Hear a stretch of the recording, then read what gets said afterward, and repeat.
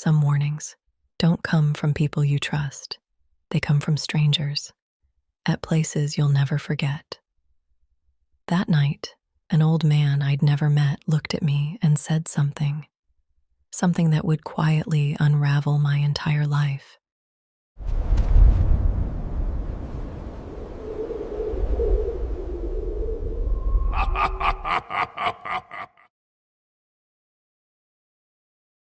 I still remember that gas station clearly, even though I wish I didn't.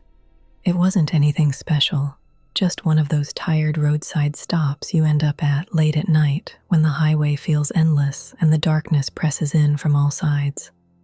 My husband and I were driving back from visiting his cousin, a trip we'd taken so many times it had lost all meaning. The last stretch of the drive passed in silence, not the angry kind, just the quiet that settles into a marriage without either person noticing. He pulled into the station, parked beside a pump, and told me he'd grab drinks from the convenience store. I stayed in the car, watching him disappear under the harsh fluorescent lights. A few moments later, another car rolled in and parked directly in front of us. It was old, not charmingly old, just worn down, tired, like it had outlived its purpose. The engine rattled before shutting off, and the paint looked sun-bleached and dull. The driver's door opened slowly, and an old man stepped out. He was very short, painfully thin, his body slightly hunched as if gravity had been working against him for decades. He wore an old faded hat pulled low over his head, the kind you don't really see anymore, and a long, worn coat that looked like it had been through too many winters. Something about him made me think of a war veteran, not because of anything obvious, but the way he carried himself, stiff and deliberate, like his body remembered injuries his face never spoke about. Before he even moved toward the pump, I noticed him looking in my direction, staring really, his head tilted forward, his eyes fixed on the windshield where I sat. It wasn't casual, it wasn't passing, it lingered long enough to make me uncomfortable, the kind of stare that makes you instinctively lock your doors. I shifted in my seat, pretending not to notice, but every time I glanced back up, his gaze was still there. For a brief moment, my mind went somewhere darker, and I wondered if he was just another creepy old man with nothing better to do than make a woman feel uneasy late at night.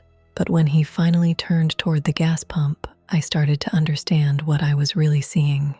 He leaned in close to read the numbers on the meter, squinting hard, his face hovering inches away as if the world beyond that distance was just a blur. When he reached for the gas nozzle, he hesitated, feeling around carefully before gripping it, like he wasn't entirely sure where it was.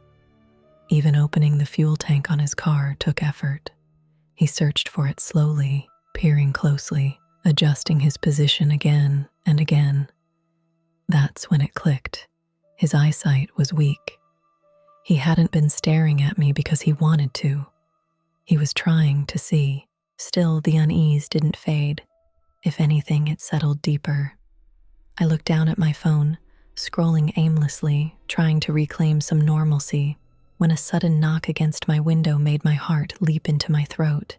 He was there, right beside my door. I hadn't seen him walk over. He stood too close, bending slightly to look inside, his face uncomfortably near the glass. I hesitated, then cracked the window open just a little, enough to speak, not enough to feel safe. "Yes?" I asked, keeping my voice firm. He stared at me, unfocused but intense, like he was trying to memorize my face. Then he said calmly, "You shouldn't be with him." I frowned, genuinely confused. "Excuse me?" "Your husband," he continued, as if this was the most normal thing in the world to say to a stranger. "He's cheating on you. He's seeing someone else. You need to leave him." For a second, I just stared at him, my brain lagging behind the words. Then anger rushed in to cover the shock. "What the hell are you talking about?" I snapped. "You don't even know us." He nodded slowly. "I don't need to," he said. "I have dreams, visions. They come whether I want them or not, and they've been right before, every time." I saw you last night, standing alone, crying. When I saw you here, I knew I had to tell you. Staying with him will destroy you." I shook my head, half offended, half unnerved by how certain he sounded. "You're crazy," I said sharply. "Leave me alone." He watched me for a moment longer, then straightened up like he'd expected that answer. "Well," he said quietly, "I've warned you. It's your life. It's totally up to you." And with that, he turned away and walked back toward his car, moving with the same slow, careful steps as before. When my husband returned, drinks in hand, I told him everything as we pulled out of the station, while that old man stood by his car watching me leave as if he wasn't finished warning me. He laughed it off, called the old man senile, said I was overthinking it. I laughed too because that's what made sense, but something stayed with me, a small, persistent discomfort I couldn't shake. Over the next few days, things began to change, subtle at first. He came home later. He seemed distracted. His phone never left his side. When I asked, he brushed it off. Work stress, long days, nothing unusual. But the arguments started anyway. Short ones, sharp ones. And no matter how hard I tried, I kept hearing that old man's voice in my head. One night, I woke up suddenly from a dream. In it, I was sitting in the car at that same gas station, unable to move, while the old man stood outside my window, repeating the same warning over and over. When I opened my eyes, my heart was racing. The bed beside me was empty. I got up and found my husband in the living room, whispering into his phone. The moment he saw me, he froze. I didn't need to hear the conversation. The softness in his voice told me everything.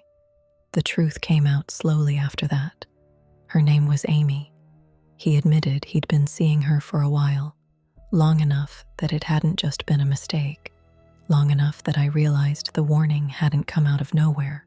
Our marriage didn't collapse all at once. It eroded. Arguments became routine.